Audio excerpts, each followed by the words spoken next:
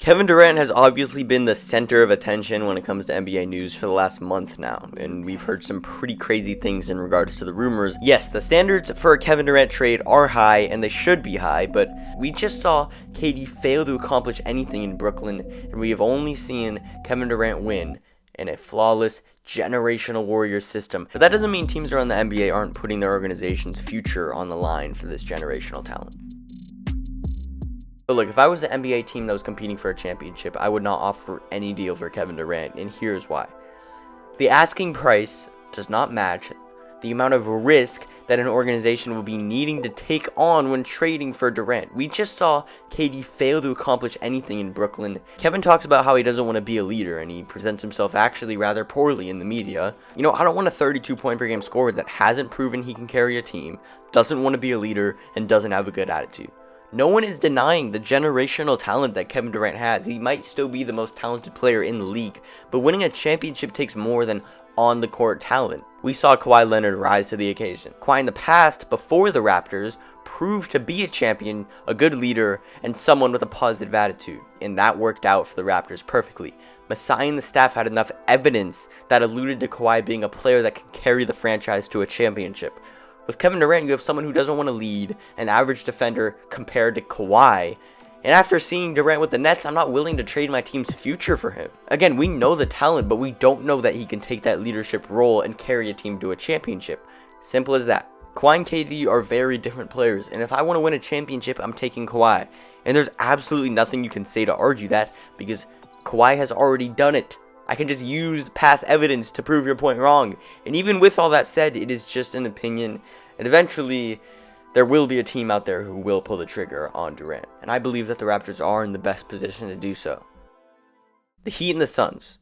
Kevin Durant's requested destinations. When it comes to the Nets' asking price and the Suns' unwillingness to part with the new 2K23 cover athlete, I believe, it will be very difficult for the Suns to work with the Nets on any possible transaction, and you can cross off DeAndre Ayton from being a piece of value because there have been multiple reports that have alluded to Sean Marks and the Nets just not seeing value in Ayton. And at the end of the day, the Nets organization is going to prioritize getting the best package in return for their team over getting KD the best home for him. And as of now, the Suns are just not that team for the Nets. And with the Heat unwilling to part with Jimmy and Bam, it seems like there is a mutual disinterest within both organizations. It'd be pretty much impossible to revolve a trade for Kevin Durant around Tyler Hero.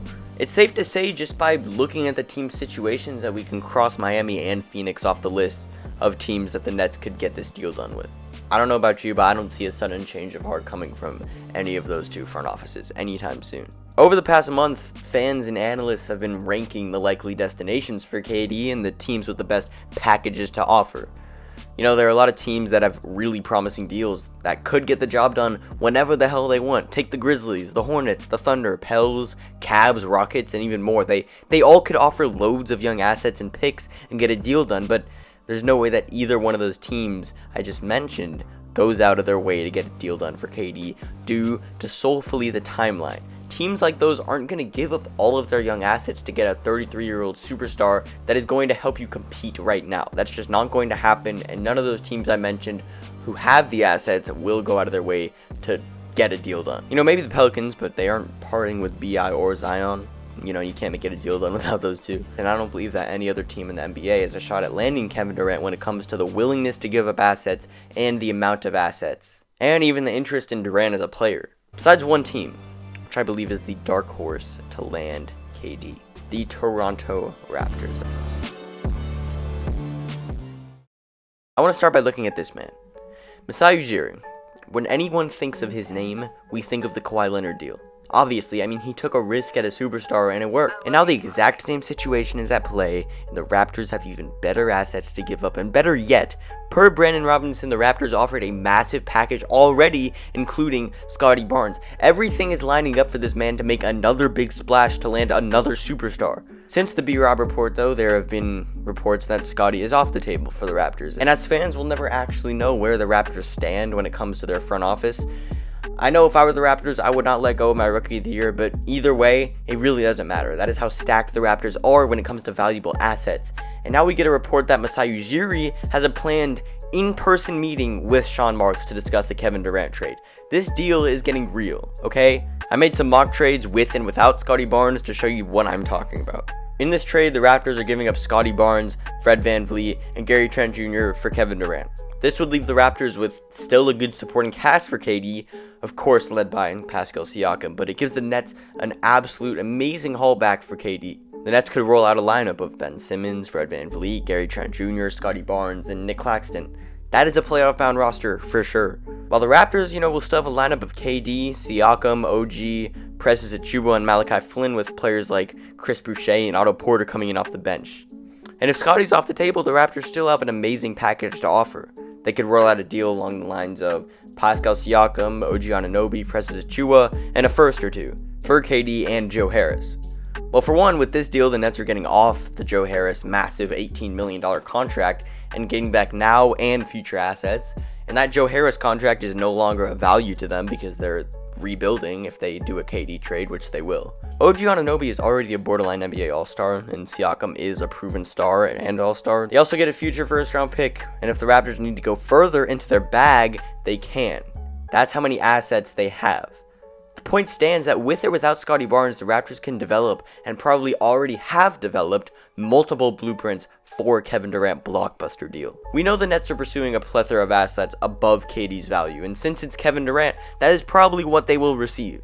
The other team that has the assets and fits the timeline is the Boston Celtics, although something tells me that after a finals appearance, Brad Stevens isn't going to make a deal that can make or break a team.